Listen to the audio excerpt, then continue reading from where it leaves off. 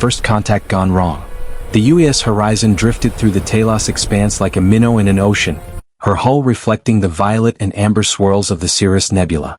Captain Alara Wynn stood on the bridge, hands clasped behind her back, watching the view screen with the practiced patience of someone who'd spent 15 years in deep space.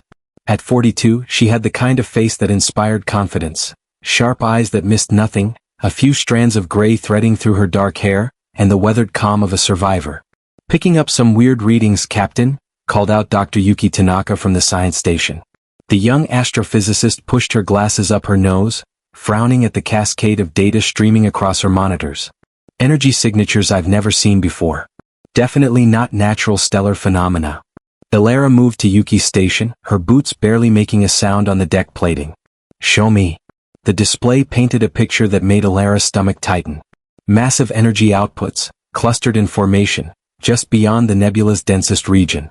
Too organized to be random. Too powerful to be commercial. "Could be a first contact scenario," suggested Arya Okonkwo from communications, her Nigerian accent lilting with excitement. At 26, she was the youngest bridge officer, but her enthusiasm was infectious. "This is what we've been hoping for, right? Proof we're not alone? Or proof that whatever's out there doesn't want company," Chief Engineer Marcus Chin muttered from his station. The grizzled veteran had seen enough of the galaxy to be skeptical of good fortune. His weathered hands flew across his console, running diagnostics. "Captain, I'm reading at least 15 distinct vessels. And they're big. Make our horizon look like a lifeboat." Lieutenant James Kowalski, the weapons officer, straightened in his chair. The former Marine had the build of someone who'd grown up in Earth's higher gravity zones. Compact, muscular, ready. "Weapons hot, Captain?" "Steady, James. Let's not start an interstellar war on our first try." Alara returned to her command chair, mind racing through protocols. The Horizon was a patrol and research vessel, armed but not built for combat. 12 crew members, good people looking to her for answers. "Arya, open a channel. Wide spectrum. Let's introduce ourselves properly." Arya's fingers danced across her panel. "Channel open, Captain. Transmitting friendship protocols in mathematical sequences, binary and 50 Earth languages. Attention unknown vessels." Alara spoke clearly, projecting confidence she didn't entirely feel. "This is Captain Alara Wynn of the United Earthship Horizon. We come in peace, seeking dialogue and mutual understanding. Please respond." Static hissed through the speakers. Then silence. 30 seconds crawled by. A minute. Alara felt the tension on the bridge like a physical weight. The view screen suddenly blazed to life. The face that appeared was humanoid, but wrong in subtle ways that triggered ancient prey instincts. Elongated skull, skin like burnished copper, eyes that were too large and entirely black. Ridges of bone created patterns across the forehead and cheeks. When it spoke, the translation software struggled before settling on a voice that dripped with contempt. "Humans," the alien said, making the word sound like a curse. "We are the Krail Dominion. Your pathetic vessel has entered our operational theater. You are primitive. Weak. Your technology is barely coherent. Your ship is held together with what we can only assume is optimistic thinking." Alara kept her expression neutral, though anger flickered in her chest. "We meant no intrusion. We're explorers, not invaders. If this is your space, we'll gladly depart peacefully." The Krail, it had to be their commander, made a sound that might have been laughter. Behind it, Alara could see a bridge that looked more like a cathedral of technology, all dark metals and pulsing lights. Dozens of Krail moved with mechanical precision. "Commander Zekthor of the 3rd Expansion Fleet. You misunderstand, human. You do not depart. You surrender. Your species will be catalogued, assessed, and assigned a role within the Dominion.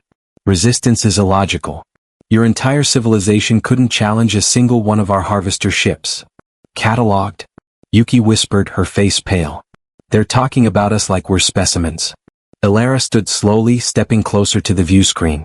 "Commander Zekthor, humanity doesn't surrender to threats. We're willing to negotiate, establish relations, but we won't be anyone's specimens. I suggest we both take a step back."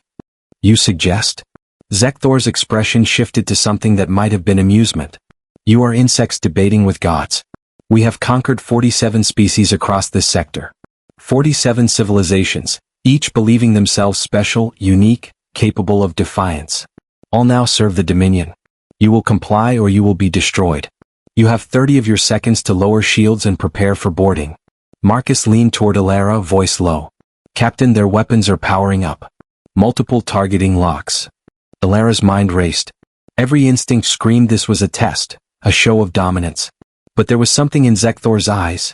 Genuine belief in Krail's superiority, the kind of arrogance that came from never being challenged. We need more time to consider, Alara began. Time expires. You have chosen destruction. The transmission cut. Incoming fire. James shouted. Multiple plasma lances, kinetic projectiles, brace for impact. The horizon shuddered like a dog shaking off water.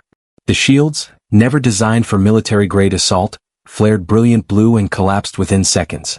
Explosions rippled along the port side as Krail weapons tore through hull plating. Alarms screamed. The lights flickered and went red. Hull breaches on decks 2 and 3. Marcus called out, fighting to keep systems online. We've lost main engines, port maneuvering thrusters offline, weapon systems at 40%. The ship lurched violently. Alara grabbed her chair to stay upright. On the view screen she could see them, 15 Krail vessels, each one dwarfing the horizon. They moved with predatory grace, circling like sharks. Casualties? Alara demanded. Engineering Team 3 not responding, Aria's voice cracked. Medical Bay reporting 5 injured, 2 critical. 5 people. 5 souls under her command, hurt because these aliens saw humans as nothing more than insects. The rage that flooded through Alara was cold and calculating. She'd been a military engineer before becoming a captain. She'd designed defense systems, studied tactics, learned from every conflict humanity had ever fought. And she knew one fundamental truth. Bullies expected victims to cower. Marcus, can we make it to the nebula? That radiation field, the dense matter clouds. The engineer's eyes widened with understanding. It'll tear us apart if we're not careful, but yeah. The Krail ships are bigger, they'll have a hell of a time navigating those plasma currents. Then that's where we're going. James, give me everything our weapons have left. Target their sensors, not their hulls. Blind them. Aria, broadcast our distress signal on every frequency, quantum, radio, everything. Let Earth know what's happening out here. Captain, Earth is 3 months away at best speed, Yuki protested. I know. But they need to know we're not alone anymore. And that whoever's out here isn't friendly. Alara locked eyes with each bridge officer. We're outgunned, outmanned, and according to Commander Smug out there, we're primitive insects. So let's show them what this insect can do when you step on her. Marcus grinned despite the dire situation. Routing all power to sublight engines. We're going to burn hot and fast. James, fire when ready. The horizon's remaining weapons blazed to life. Particle beams, primitive compared to Krail technology but precisely aimed, lanced across space. They splashed harmlessly against Krail shields, but several hit sensor arrays, exactly as Alara intended. The horizon spun and accelerated, diving toward the swirling chaos of the nebula. Behind them, the Krail fleet adjusted, following with the confidence of predators who'd never lost prey. They're pursuing, Aria reported. 3 ships breaking formation to chase us. Good. Smaller pack means better odds. Alara watched the nebula grow larger on the view screen, a maelstrom of energized particles and electromagnetic chaos. Everyone secure stations and brace. This is going to get rough. The horizon plunged into the nebula's edge. Immediately the ship bucked and twisted. Radiation sleeted across their damaged hull. Sensors went haywire. But the Krail ships, larger and loaded with sophisticated automated systems, struggled even more. Alara watched their pursuit slow, their formations break apart as they fought the turbulence. They're having trouble, Yuki observed, studying sensor data through the static. Their AI guidance systems are being overwhelmed by the irregular magnetic fields. Humans adapt. Machines calculate. In chaos we have the advantage. Alara guided them deeper, using manual piloting skills she'd honed over decades. But we're still damaged. Marcus, status. Life support stable. Shield still down. Main engines running on prayers and spite. And Captain? He looked up, face grim. We've got maybe 10 minutes before they triangulate our position, even through this interference. When they do, they'll send boarding parties. Our hull's too damaged to withstand forced entry. 10 minutes. Alara stared at the swirling chaos on the view screen. 10 minutes before the Krail came to collect their specimens. Then we have 10 minutes to figure out how to make them regret it, she said quietly. Because I'll be damned if humanity's first contact ends with us in chains. Behind them, barely visible through the nebula's fury, 3 Krail vessels closed in, confident in their inevitable victory. They had no idea what was coming. Human ingenuity. The horizon floated dead in space, lights dimmed to emergency power, hull still groaning from the punishment it had taken. On the bridge, Ilara gathered her senior staff around the tactical display. Marcus had jury-rigged it to work despite the power fluctuations, and now it showed their ship's schematic in unforgiving detail. Red sections marking damage, yellow for compromised systems, and precious little green. "All right," Ilara said, her voice calm despite the situation. "They think we're finished. They think we're going to wait here like good little specimens for them to bag and tag. So let's talk about protocol chaos." James raised an eyebrow. "That's not a real protocol, Captain." "It is now. Marcus, I need you to think like a saboteur, not an engineer. Every system on this ship, I want it weaponized. Yuki, you've got a laboratory full of equipment designed for peaceful research. Make it hurt. Arya, their communications are their strength. Make it their weakness. James, you know combat but forget everything about fighting fair. We're going to turn the horizon into a maze of nightmares." Marcus's weathered face split into a predatory grin. "You want to turn our home into a trap. I want to turn our home into their tomb." Ilara pulled up the internal sensor data. "They'll board at the cargo bay and engineering, biggest entry points, closest to critical systems. They'll expect us to defend the bridge. So we won't. We're going to make them hunt for us, and every step they take we make them pay for it." Yuki's hands trembled slightly, but her voice was steady. "The particle accelerator in Lab 3. If I overload the containment field and rig it with a proximity sensor. A beam weapon that they won't see coming. Good. What else? The gravitational research equipment. We could create localized gravity wells and corridors, slow them down or even crush them." "Perfect." Ilara turned to Marcus. "The coolant systems. Already thinking about it, Captain. We can vent the cryogenic coolant into sealed sections. Drop the temperature to -200°C in under 30 seconds. Even if their armor can handle it, their joints will freeze, their weapons will malfunction." "Maintenance drones?" James asked, catching on. "Packed with explosives from our mining charges. Remote detonation. We've got 20 drones scattered throughout the ship." Marcus was already working on his tablet, programming as he spoke. "They'll think they're facing soldiers in every corner." Arya looked up from her station. "Captain, I'm detecting their boarding craft launching. 3 ships, 30 Krail total. 86 minutes. 6 minutes. Ilara felt the familiar calm of combat planning settle over her. This was the part she understood, turning disadvantage into opportunity, finding the angles no one else saw. "Listen to me, all of you," she said, meeting each person's eyes. "They have better weapons, better armor, better technology. But they've never fought humans before. They don't know that we don't play by rules. They don't know that when you corner us, we bite back twice as hard. Every one of their soldiers expects an easy fight. We're going to teach them that there's no such thing as an easy fight when humans are involved." The crew dispersed to their tasks with grim determination. Ilara watched them go, feeling a fierce pride. These were scientists, engineers, explorers, not soldiers. But they were human, and that meant they knew how to survive. She made her way through the damaged corridors, checking preparations. In Lab 3, Yuki had transformed the particle accelerator into something that would make weapons designers weep or applaud. In engineering, Marcus had rigged the coolant systems and was now programming the gravity plating to create killing zones. James had positioned the few actual weapons they had at choke points, backed by improvised explosives and traps that would make a guerrilla fighter proud. Arya's voice crackled through Ilara's calm. "Captain, they're docking. Cargo bay and engineering just like you predicted." Ilara moved to her position, a maintenance junction with sight lines to 3 corridors and access to the ship's internal systems. She pulled up the security feeds on her tablet. The Krail boarding parties entered with military precision. Their armor was impressive, sleek, black, covered in glowing circuitry. They carried weapons that hummed with barely contained energy. Each squad moved in perfect formation, their helmeted heads swiveling in synchronized patterns. "Scanning for life signs," one Krail reported, its voice filtered through the armor. "Detecting 12 humans. Scattered throughout vessel. Recommend systematic sweep and containment.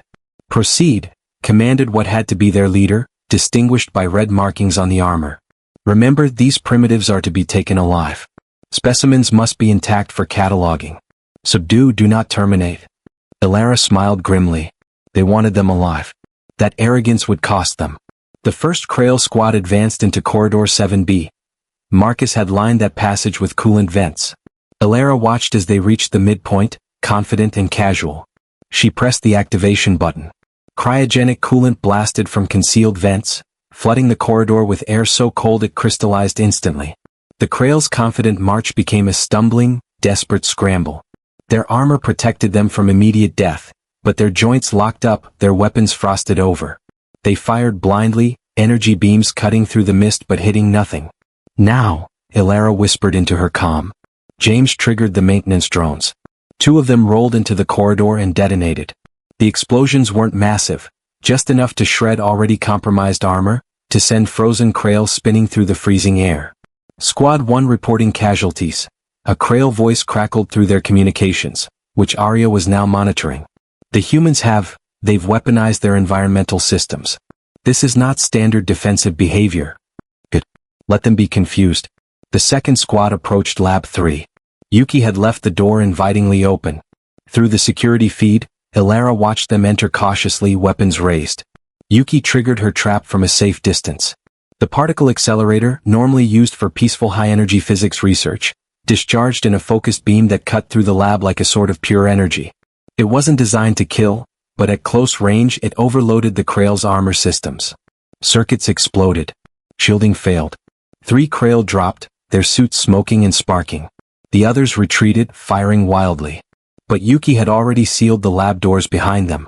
They were trapped with a weapon that fired again and again, systematically hunting them through their own electromagnetic signatures. This is impossible, a Krail commander shouted over their comm. These are supposed to be primitives. They fight like cornered rats, another Krail finished. Vicious. Unpredictable. The third squad made it to engineering, where Marcus waited with a surprise. He'd reprogrammed the gravity plating, turning the entire section into a weapon. As the Krail spread out to search, he activated his program. Gravity tripled in the eastern section. Krail dropped to their knees, armor suddenly weighing hundreds of kilos. Then he reversed it in the western section. 0 gravity, sending Krail floating helplessly. Then he oscillated between the two, creating a nauseating, disorienting battlefield where up and down became meaningless. James used the chaos to strike. He'd rigged the plasma conduits to vent in controlled bursts, not enough to kill but enough to disable. Krail spun through the air, their precision formations destroyed, their sophisticated tactics rendered useless by physics gone mad. Fall back. Fall back. The Krail leader's voice carried the first hint of fear Elara had heard. Regroup at entry points. This resistance is beyond predicted parameters. The humans they're using their entire ship as a weapon. Elara moved through the corridors like a ghost, using service tunnels and maintenance shafts the Krail didn't know existed. She found a group of 4 Krail trying to establish a defensive position in the medical bay. She sealed the doors remotely, then spoke through the intercom. Hello, gentlemen. Welcome to human territory. Before they could respond, she vented the oxygen from the room. Their armor had life support, but she'd studied the footage of their entry. She'd seen how those suits worked. 30 seconds of vacuum, and their helmets' emergency seals would activate. When they did, she flooded the room with medical-grade anesthetic gas. The Krail dropped within seconds. Across the ship, the story repeated. Krail squads, trained for conventional warfare against species that fought by predictable rules, found themselves facing opponents who had no rules. Exploding drones. Gravitational traps. Freezing corridors. Weaponized laboratory equipment. Sealed rooms filled with gas, radiation, or crushing pressure. The Krail had better technology, but humans had spent millennia learning to kill each other in creative ways. Every tactic that had ever worked in human warfare, from ancient ambushes to modern asymmetric combat, was being employed aboard the Horizon. This is Squad Commander Relthus to command ship, a Krail officer reported, his voice tight with stress. We have suffered 60% casualties. The humans are not fighting. They are executing a coordinated ambush using their ship's systems as weapons. Request immediate extraction and orbital bombardment of the vessel. Negative, came Zekthor's reply. Specimens must be retrieved intact. Adapt to their tactics and overwhelm them. But how do you adapt to an enemy that refuses to fight the same way twice? That was the question the Krail couldn't answer. In the auxiliary control room, Elara coordinated her crew. On her tablet, she tracked every Krail position, every human defender. They'd taken casualties, 3 crew members injured, 1 seriously. But the Krail had lost 20 warriors, and the rest were scattered, disorganized, and terrified. Captain, Arya said, monitoring the Krail communications. They're debating withdrawal. Their commander is furious, but his officers are saying this isn't worth the losses. Not yet, Ilara muttered. Marcus, status on the main reactor? Unstable but functional. If you're thinking what I think you're thinking. I am. How long to overload it? Marcus was quiet for a moment. To make it big enough to damage their ships? 10 minutes. But Captain, we'd have to evacuate. The escape pods. Can we modify them with Krail technology? The pieces we've scavenged from destroyed boarding craft. It's possible but risky. We've never worked with their tech before. Ilara made her decision. Do it. Yuki, James, help Marcus with the pods. Arya, I need you to do something for me. Something important. Anything, Captain. I need you to broadcast what happened here. Everything. The attack, our fight, all of it. Send it on every frequency we can reach. If we're going down, the galaxy needs to know that humans don't go quietly. That we fight back. And that anyone who thinks we're easy prey better think again. Arya's eyes widened with understanding. A message. To humanity and to everyone else out there. Exactly. Let them all know, the Krail picked a fight with the wrong species. Through the ship, the final Krail assault was forming. They'd regrouped, changed tactics, and were preparing to overwhelm the remaining defenders through sheer numbers and firepower. But Ilara was already moving to the next phase.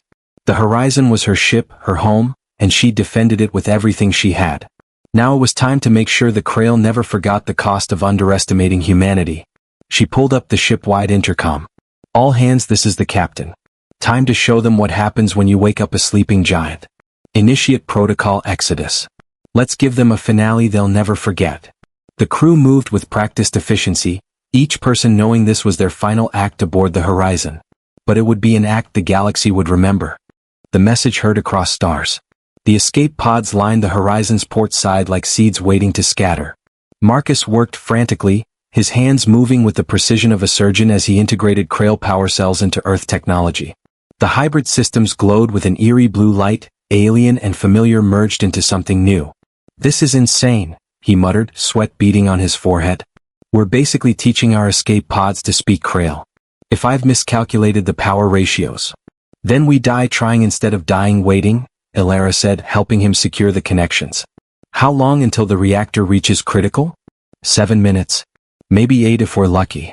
Throughout the ship, the remaining crew gathered what they could, data cores, personal effects, and most importantly, the complete record of everything that had happened.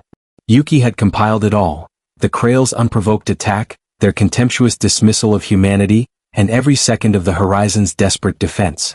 Arya stood at her communication station, tears streaming down her face as her fingers flew across the controls. Broadcast is ready, Captain. Quantum burst transmission, multispectrum relay, even old-fashioned radio. When we go, the entire sector is going to hear us. Good. Ilara moved to the bridge's center, looking around at the place that had been her home for 3 years. Scorch marks on the walls. Shattered displays. Blood on the deck plating where Ensign Rodriguez had been hit by shrapnel. But also, evidence of human defiance. Make sure the message is clear. We're not victims. We're survivors. And we're sending a warning. James limped onto the bridge, his leg bandaged but his expression fierce. Remaining Krail forces are regrouping near engineering. They've figured out we're up to something. 83 minutes before they breach our position. They're too late. Ilara pulled up the reactor status on her tablet. The core temperature was climbing steadily, the containment fields fluctuating in exactly the way Marcus had programmed. Everyone to the pods. Now. The crew moved with urgent discipline. Ilara made one final sweep of the bridge, ensuring no one was left behind. The ship groaned around her, stressed metal singing a death song. Captain? Arya called from the corridor. You need to see this. Ilara joined her at the communication station. On the screen, an intercepted Krail transmission showed Zekthor's face, and he no longer looked amused or contemptuous. He looked furious. All units converge on the bridge. The humans are attempting to destroy their vessel. Stop them immediately. Specimens must be. Marcus cut the feed. He's figured it out. But he can't stop us now. The reactors passed the point of no return. They ran through the damaged corridors, passing evidence of their desperate battle. Frozen sections where Krail corpses lay entombed in ice. Scorched walls from particle accelerator blasts. The ship had become a monument to human resistance. The escape pod bay was chaos organized by necessity. 12 crew members, 4 pods, 3 people per pod. Ilara helped the injured aboard first. Rodriguez with his shrapnel wounds, Chin with a broken arm, Patel with burns from a coolant leak. "Captain, we need to modify one more thing," Yuki said, standing by her assigned pod. She held up a data chip. "Our personal messages. For our families. They need to know we didn't give up. That we fought for every second." Ilara felt her throat tighten. "Do it. Record everything. Make sure they know their people were heroes." Each crew member took a moment to record their message. Marcus spoke of Earth's beauty, of his grandchildren, of how much he wished he could have seen them grow up. James recorded tactical data, his military training overriding emotion even now. Yuki talked about her research, her dreams of peaceful exploration, and her hope that humanity would reach for the stars with open hands but ready fists. When it was Ilara's turn, she stood in her pod's cramped interior and looked directly at the camera. "This is Captain Ilara Wynn of the UES Horizon. If you're receiving this, it means we've encountered a hostile alien force called the Krail Dominion. They attacked without provocation, demanded our surrender, and treated us as primitives beneath their notice. They were wrong." She paused, choosing her words carefully. "To Earth, you are not alone in this universe. And not everything out here is friendly. But don't let that stop you. Humanity has always thrived when challenged. We adapt, we overcome, we survive. The Krail learned that lesson the hard way. To the Krail Dominion, you made a mistake today. You thought humans were weak because we explore instead of conquer. You thought we were primitives because our technology doesn't match yours. You forgot that technology isn't the only thing that matters in a fight. Creativity matters. Determination matters. And the willingness to turn everything around us into a weapon, that matters most of all." Ilara's voice hardened. "You killed some of us. You hurt us. But you didn't break us. And now every species in this sector is going to hear what happened when you picked a fight with humanity. We're small, we're new to this galaxy, but we are not prey. We are apex predators who've been fighting each other for millennia, and now we know there are new predators to face. To anyone else listening, humanity greets you. We hope for peace, we work for cooperation, but we will never bow to tyranny. If you come in friendship, you'll find no better allies. If you come with weapons and demands, you'll find out why humans conquered our own planet before we reached for the stars." She took a breath. "The horizon is gone, but its message will echo. We were 12 people on one small ship and we made an empire bleed. Imagine what humanity will do when we come prepared. This is Captain Ilara Wynn signing off. See you on the other side." The recording ended. Ilara secured herself in her pod's crash seat, checking that Marcus and Arya were safely strapped in beside her. "All pods status check," she called over the local comm. "Pod 2 secure," James reported. "Pod 3 ready," Yuki confirmed. "Pod 4 locked and loaded," said Okafor, the senior medic. "Then it's time. Marcus, remote detonation on my mark. Arya, trigger the broadcast when we launch." Ilara pulled up the countdown timer. 2 minutes until reactor breach. "We've done something here today. Something that changes everything." The Krail wanted specimens.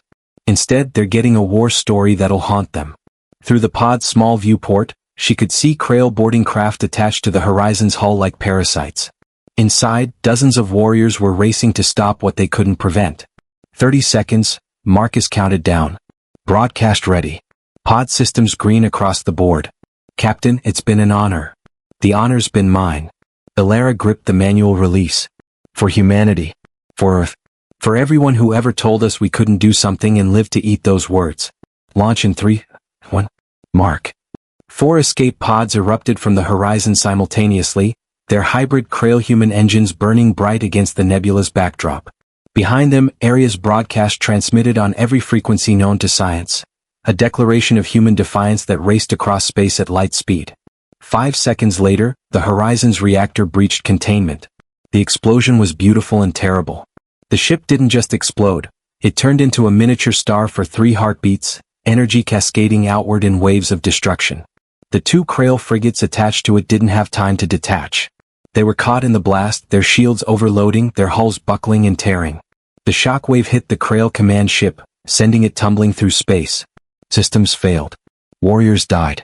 And Commander Zekthor, strapped into his command throne, watched in disbelief as a single human patrol ship dealt damage that should have been impossible. "Damage report," he roared. "2 frigates destroyed, Commander." Command ships suffering critical damage to port sections. Casualties at 47%. The boarding parties all lost. The humans, they self-destructed rather than surrender. Zekthor stared at the expanding debris field where the horizon had been. His tactical computers had predicted an easy victory. Capture, catalog, control. Standard procedure for the Krail Dominion, executed flawlessly 47 times before. But humans weren't like the other species. They didn't fight the way the computers predicted. They fought with chaos and creativity, turning every disadvantage into opportunity. And when defeat was inevitable, they made sure victory was Pyrrhic. Commander, we're detecting the human escape pods. Shall we pursue? Zekthor was silent for a long moment. His superiors would demand the human specimens. But something stayed his command. Perhaps it was the memory of watching his warriors fall to jury-rigged traps and weaponized science equipment. Perhaps it was the realization that these 12 humans had cost him more than entire planetary campaigns. Let them go, he said quietly. Track their trajectories but do not engage. I need to report this to the High Command. Sir, the High Command will demand explanations for our losses. And I will tell them the truth. That we encountered a species unlike any other. That we underestimated them. And that if we're not careful, these humans might become the most dangerous enemy the Dominion has ever faced. The escape pods scattered across space, each following a different trajectory, each carrying its precious cargo of survivors and their recorded testimony. The hybrid engines pushed them faster than standard Earth technology could manage, carrying them toward shipping lanes, colonies, anywhere they might be found. 3 months later, the freighter Spirit of Manila picked up an emergency beacon in the outer reaches. Captain Rodriguez, no relation to the Horizon's fallen ensign, authorized the rescue, expecting to find a damaged cargo pod or perhaps a small shuttle. Instead, they found Captain Alara Wynn, gaunt but alive, emerging from an escape pod that hummed with alien technology. She carried a data chip that contained 3 months of hell, a warning and a promise. Earth received the transmission 2 weeks later. The footage spread like wildfire. Citizens watched in horror and pride as the Horizon fought impossible odds. They wept for the fallen. They cheered as ingenious human tricks defeated superior alien technology. And they listened to Alara's final message with the dawning realization that humanity's place in the galaxy had just been defined, not by peaceful exploration alone, but by the proven ability to defend themselves. The United Earth Space Command convened emergency sessions. Resources poured into military research. Ships were retrofitted. New vessels commissioned. Training programs adapted to incorporate the lessons of the Horizon. That human creativity and adaptability were weapons as potent as any energy lance or plasma cannon. But the transmission didn't just reach Earth. It propagated across the sector on every frequency, picked up by hundreds of species. Some were alarmed at human ferocity. Others were intrigued by these newcomers who fought with such unconventional tactics. A few reached out, offering alliances, seeing in humanity a potential counterweight to the Krail Dominion's expansion. And in the Krail Empire, Zekthor stood before the High Command, showing them the footage he'd recovered. Showing them humans turning a doomed ship into a weapon. Showing them 12 explorers defeating 30 Krail warriors. They are not primitives, he told the assembled commanders. They are something far more dangerous. They are survivors who've spent their entire existence fighting themselves. They've perfected warfare through millennia of practice. And now they know we exist. The High Command dismissed his concerns. One ship, one lucky battle, statistical anomaly. But Zekthor kept the footage. Studied it. Learned from it. Because he knew the truth. The Horizon hadn't been an ending. It had been a beginning. 6 months after her rescue, Captain Alara Wynn stood on the bridge of humanity's first true warship, the UES Defiance, named in honor of what the Horizon had represented. She'd been promoted to Admiral, given command of Earth's new defense fleet. 50 ships, each one incorporating lessons learned from that desperate battle. The crew assembled in the hangar bay numbered 5,000 strong. Soldiers, engineers, scientists, all volunteers, all ready to defend humanity's claim to the stars. Alara addressed them with the same calm confidence she'd shown facing the Krail. The Krail Dominion believes they own this galaxy. They believe their technology and their numbers make them invincible. They've conquered 47 species who thought they could negotiate, who thought peaceful submission was the logical choice. She paused, letting her words sink in. But the Krail made a mistake. They thought humanity would be number 48. They thought we were prey. Her voice hardened, echoing through the vast space. It's time to teach the galaxy what it means to be human. Not just our capacity for peace and exploration, but our refusal to be conquered. Our creativity in the face of overwhelming odds. Our ability to turn anything, technology, environment, even our own weakness, into weapons. The Krail wanted to catalog us. Instead, they're about to learn a lesson that'll echo through their empire. That humans are not prey. We are apex predators who've spent 10,000 years learning to fight, and now we've finally found an enemy worth fighting. She looked out at the assembled fleet, at the faces young and old, at the determination in every eye. They thought one ship was a fluke. Let's show them it was a warning. They wanted to know what humanity is capable of when pushed to the edge. Let's answer that question so definitively that no species in this galaxy ever makes the mistake of underestimating us again. The fleet roared its approval, and in that moment, Ilara knew the Horizon's sacrifice hadn't been in vain. Its crew had bought humanity something priceless. Time to prepare and proof that humans could fight and win. Somewhere in deep space, Commander Zekthor received reports of Earth's mobilization. He watched the footage of their new warships, saw the determination in their broadcasts, and felt something the Krail rarely experienced. Doubt. Perhaps, he thought, the Dominion had made a terrible mistake. Perhaps there were some species you shouldn't try to conquer. Some sleeping giants better left undisturbed. But it was too late for regrets. The message was already spreading across the galaxy. Humanity had arrived. And we were not going to bow.